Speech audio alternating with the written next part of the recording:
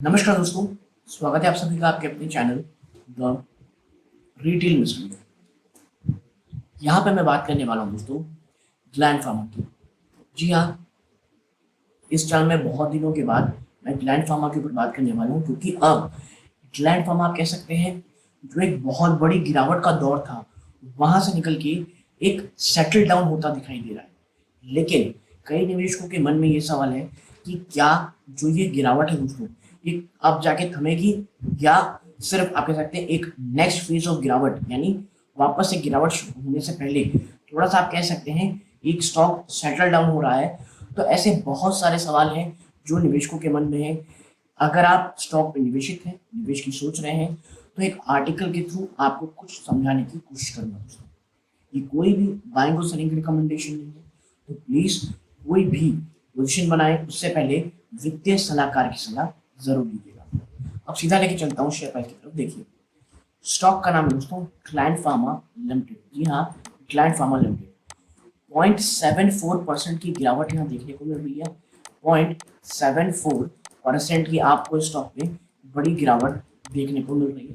ठीक है, आप देखें तो पिछले कुछ समय में स्टॉक इतना भयंकर गिर चुका है जिसकी कल्पना मुझे लगता है किसी ने भी नहीं की होगी।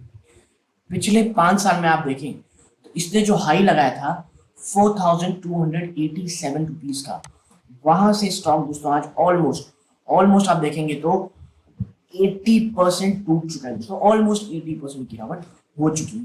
ठीक है, रीजन देखिए, आपको रीजन पता है। आप अगर इस चैनल में मेरे से पुराने समय से जुड़े हुए हैं तो मैंने लगातार बात कही है।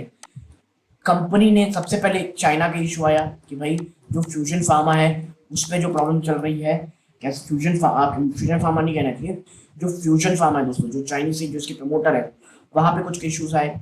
फिर जो कोविड के समय में एक बहुत शानदार सेल्स हुई थी जिसने स्टॉक को स्टेरॉइड में ले आया था। स्टॉक अर्न आप कह सकते हैं कुछ बहुत ज्यादा महंगी वैल्यूएशन हो गया था।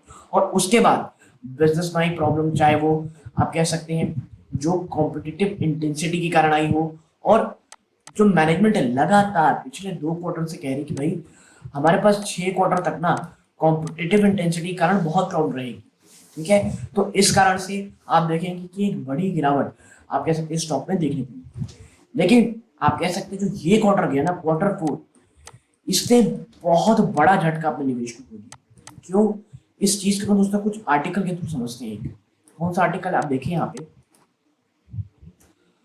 आप देखिए यहाँ लिखा है ग्लैंड फार्मा जो 4th क्वार्टर रहा उसमें जो नेट प्रॉफिट थी दोस्तों वो 70.6% नीचे आई। ठीक है, कहां से? जो पहले एक साल पहले 286 करोड़ थी वो घट के मात्र 17.6 करोड़ हो गई। ठीक है, रीजन टॉप लाइन में कारण और ऑपरेशनल परफॉर्मेंस में कमी, यानी प्रॉब्लम दोस्तों धंधे में ही आ गई है। यानी मार्जिनल इश्यूज नहीं, बल्कि जो बिजनेस किया जाता है उसी में कमी है दोस्तों। ठीक है, यहाँ तक कि जो रेवेन्यू दोस्तों उसमें भी डिक्लाइन हो गया। 785 करोड़ था। क्यों? पहले हाई बेस बहुत ज्यादा था क्योंकि एक्सेप्शनल सेल्स देखने गई थी पेंडेमिक ईयर में। ठीक है, और यही कारण था कि हाई बेस बहुत ज्यादा था जिस कारण आपको भयंकर गिरावट देखने को मिली।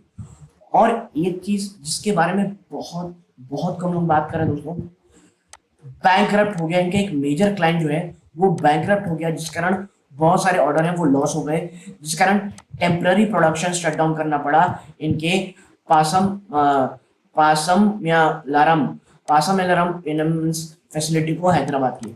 माफ कीजिएगा मैं गलत प्रोनाउंसिएशन कर रहा हूँ। ठीक है, तो ये तमाम चीजें इश्यू रही दोस्तों। ठीक है, एक बड़े क्लाइंट बैंकरप्ट हो गए। आगे देखिए एडिशनल प्रॉब्लम क्या रही, जो डिमांड है दोस्तों वो कंट्रीज अदर देन इंडिया जो कि इनका कोर मार्केट रहता है वहां से बहुत सॉफ्ट हो गई, यानी डिमांड में कमी। कहाँ? US, Europe, Canada, Australia, New Zealand, जिसके कारण दोस्तों जो प्रोडक्शन है, जो सेल्स है, उसमें बड़ी कमी है।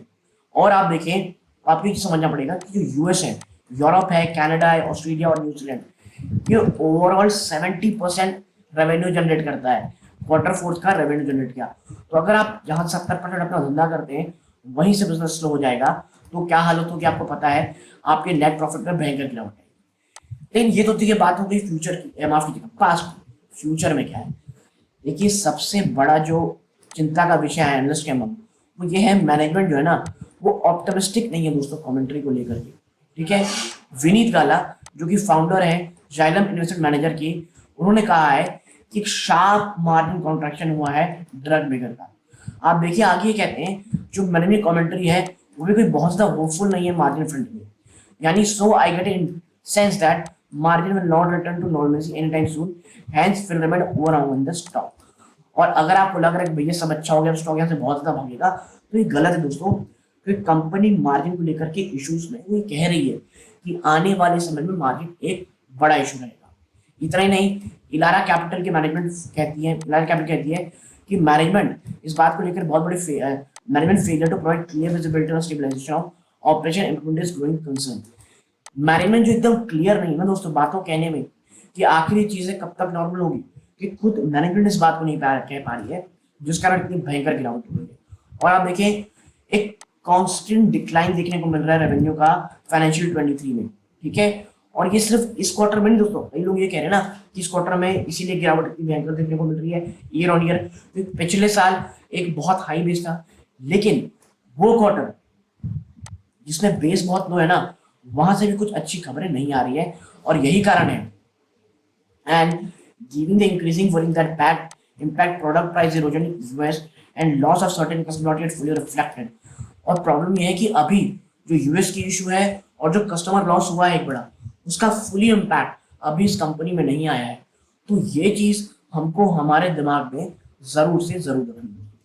इसीलिए कह रहा हूं अगर लॉन्ग टर्म इन्वेस्टर हैं तो, और लेकिन सिर्फ लॉन्ग टर्म इन्वेस्टर इसलिए इसमें निवेश नहीं करना दोस्तों, अभी फ्यूचर थोड़ा ब्लीक है, ये एक हाई रिस्क स्टॉक है दोस्तों, ठीक है।